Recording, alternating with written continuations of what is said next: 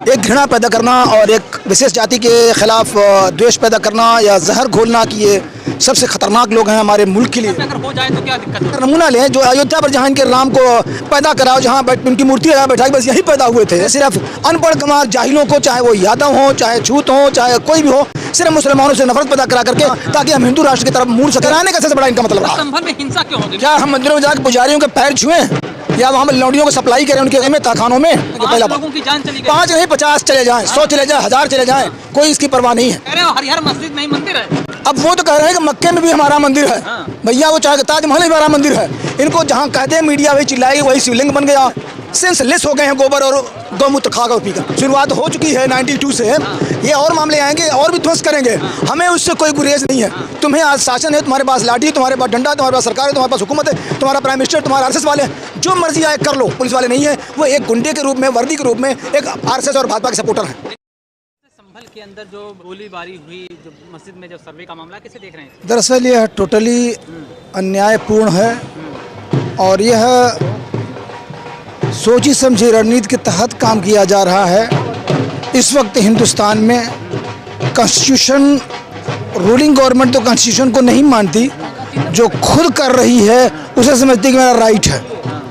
और यही social justice के ही तहत ये काम होना चाहिए। लेकिन कहीं भी किसी भी क्षेत्र में जहाँ की 2 इंजन की सरकारें हैं, ज़्यादातर उन्हीं इलाकों में ज़्यादा हो रहा है और ये बड़ी दुखदाई और बहुत। आज संविधान दिवस है और भारत के अंदर जगह जगह संविधान दिवस मनाया जा रहा है। दूसरी तरफ जिस तरह से संभल की घटना हुई और चुनाव में वोट देने से रोका गया, ये तमाम मुद्दे कैसे हैं? देखिए, एक घृणा पैदा करना और एक विशेष जाति के खिलाफ द्वेष पैदा करना या जहर घोलना कि ये सबसे खतरनाक लोग हैं हमारे मुल्क के लिए।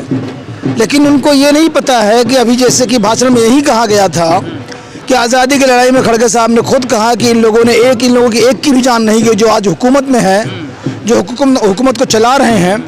और सबसे ज़्यादा अगर किसी ने आज़ादी में खून बहाया, कुर्बानियाँ दी हैं, तो वो मुस्लिम है, वो मुस्लिम है। और आज 70 से 75 साल होने के बावजूद भी ये जो हुकूमत आई है, इनको मुस्लिम नाम से ही नफरत है। मुसलमानों को हाशिए पे ढकेल दिया गया है क्या? अब वो तो आज से नहीं, बहुत पहले से किया जा रहा है, इसमें कोई शक नहीं है। और उस वक्त कांग्रेस की हुकूमत में भी ऐसा हुआ, सन 55 के बाद, 57 के बाद, 62 के बाद, खास करके 62 और 65 के बाद बहुत ज़्यादा हुआ।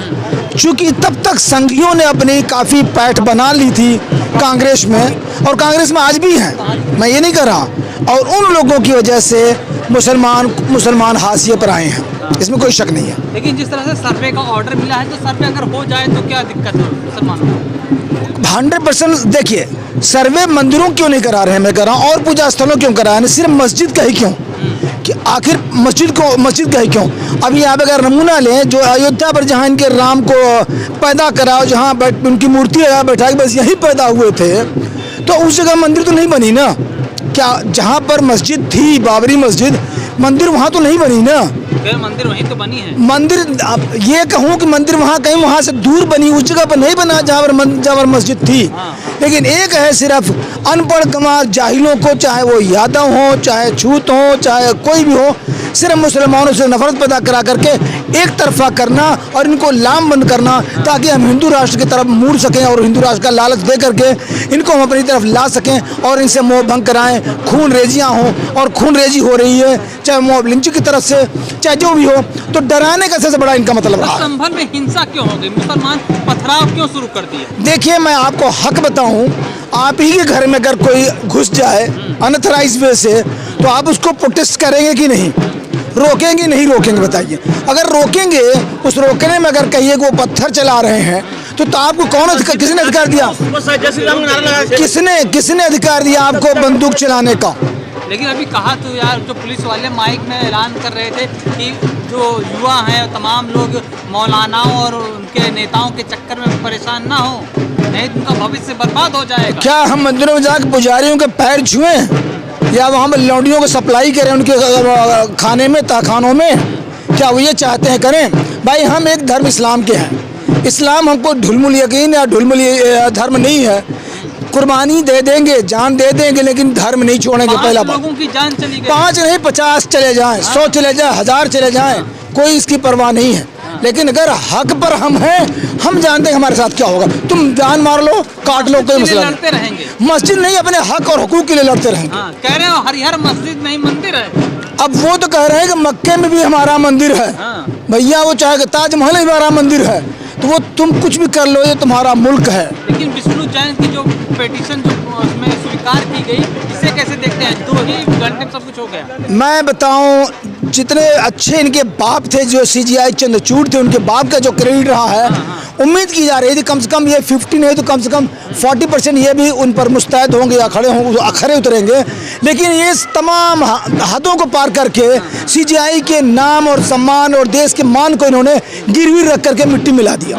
लेकिन जहाँ एक तरफ मस्जिदों के अंदर शिवलिंग कहीं शिवलिंग ढूंढा जाता है, कहीं मंदिर ढूंढी जाती है, वहीं पर जो चीफ हैं आरएसएस के मोहन भागवत कहते हैं हर मस्जिद का ऐसे निशान नहीं बनाया जाएगा, हर मस्जिद में शिवलिंग नहीं ढूंढी जाएगी। एक नरम और एक गरम पर नरम करता है, नरम पर एक गरम करता है। ये इनकी मिली साजिशें हैं और मिले साजिश के तहत, प्लान के तहत ये काम हो रहा है। इनको जहाँ कहते मीडिया वही चिल्लाएगी, वही शिवलिंग बन गया। पत्थर का लिंग खड़ा कर, अपने लिंग को शिवलिंग नहीं कहेंगे, अपने लिंग को खड़ा करके दिखा देते कम से कम और बता देंगे ये शिवलिंग है। ऐसा क्यों नहीं बोलते? पत्थर कहीं नमूना खड़ा कर दो, इनकी वही मंदिर है, वही शिवलिंग है। अरे तुम्हारे कितने शिवलिंग के आकार हैं भाई? तुम जिनकी पूजा करते हो सेंसलेस हो गए हैं, गोबर और गौमूत्र खा कर और पी करके। ये अंधभक्त हैं क्या?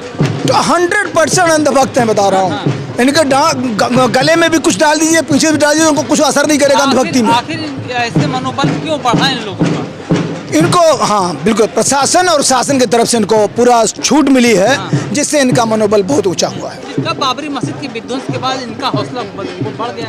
वहीं शुरुआत हुई, पहले और कदम उठाए गए थे, शुरुआत वहीं से हुई। माने न माने, नरसिम्हा राव आरएसएस का बाप था, प्राइम मिनिस्टर कांग्रेस था। जितनी बड़ी गद्दारी देश के साथ, जितना बड़ा मुसलमानों का नुकसान उसने पहुंचाया है, वहीं से कांग्रेस तबाह हो गई और आज जमीन पर भी ढूंढे जगह नहीं मिल रही है कांग्रेस। नारे तो लग रहे थे उस दौर में भी, अयोध्या जाती है, मथुरा काशी बाकी है। वो तो है, उनके प्लान के तहत वो तो करेंगे और करते रहेंगे ये सब काम। इस प्लान का हिस्सा क्या कांग्रेस रही है क्या पहले से? कांग्रेस में लोग जो हैं वो थे, उनमें हिस्से में हिस्सेदारी थी। वो नरसिम्हा राव भी था जो प्राइम मिनिस्टर था देश का, बड़े ज्ञाता था, लेकिन सबसे निकम्मा और कायर निकला जो कांग्रेस को तबाह और बर्बाद कर दिया। देखा जाए तो पश्चिमी उत्तर प्रदेश में तमाम ऐसे दंगे हुए थे, संभल का मामला है, ये भी एक षड्यंत्र का हिस्सा लगा है। अभी षड्यंत्र का तो है ही है, अभी और मामले आएंगे, ये कोई शुरुआत नहीं है। शुरुआत हो चुकी है 92 से, ये और मामले आएंगे और भी ध्वस्त करेंगे। हमें उससे कोई गुरेज नहीं है। तुम्हें आज शासन है, तुम्हारे पास लाठी, तुम्हारे पास डंडा, तुम्हारे पास सरकार है, तुम्हारे पास हुकूमत है, तुम्हारा प्राइम मिनिस्टर, तुम्हारा आरएसएस वाले, जो मर्जी आए कर लो। कैसे लड़ेगा मुसलमान इन चीजों से? हम अपने प्यार से, मोहब्बत से, अपनी सद्भावना से, अपने सब्र से काम लेंगे। हमारा कोई लड़े, इनके खिलाफ लड़ने का, इनके खिलाफ बोलने का कोई हमारा तुक नहीं है। लेकिन जिस तरह से उपचुनाव में आपने देखा, वहाँ पर पुलिस के जो बंदूक के निशानों पर रोका जा रहा था महिलाओं को वोट देने, ये उस इंस्पेक्टर को सोचना चाहिए था। ऑर्डर कुछ भी मिला हो, लेकिन तुमने अपनी वो बेइज्जती करा ली। वो बेइज्जती हुई सरकार की भी, पुलिस वालों की भी, और सब जान गए कि पुलिस वाले नहीं है, वो एक गुंडे के रूप में, वर्दी के रूप में एक आरएसएस और भाजपा के सपोर्टर हैं। लेकिन चुनाव के नतीजे आने के बाद ही 2 दिन के बाद जिस तरह से संभल की घटना हुई, क्या ये सुनियोजित था क्या पहले से? ये प्री प्लान्ड वे में काम हो रहा है। हर काम इनका प्लान्ड वे में होता है और ये आज नहीं, ये सब काम 20 साल 25 साल पहले प्लान करते हैं और उसको उस पर काम करते रहते हैं, और 25 साल 20 साल जब गुजर जाता है तब उसको अंजाम देते हैं। पुलिस वाले कह रहे हैं कि गोली हमने नहीं चलाई, हमने नहीं मारी। झूठे निकम्मे, जिसका देश का प्राइम मिनिस्टर झूठा हो, उसकी मंत्रालय झूठे हों, उनके तमाम लोग झूठ बोल रहे हों, मंत्री संतरी जितने हैं, तो भाई उन्हीं की तो राग है, उन्हीं की अखबार है, उन्हीं की मीडिया है, उन्हीं की शासन है। तो जो कहेंगे वही सुनेंगे और वही जो कहेंगे वही भाई अंदाज में लोग लेंगे। आज संविधान दिवस है, क्या कहना चाहेंगे? संविधान दिवस की आज उसके गर्दन मुरेड़ा जा रहा है, बता रहा हूँ, और बुरी तरह से। अगर वाकई में कांग्रेस सजग है या और पार्टी वाले सजग हैं, बचाने में तभी कामयाब होंगे, वरना संविधान का कोई अस्तित्व नहीं रहा।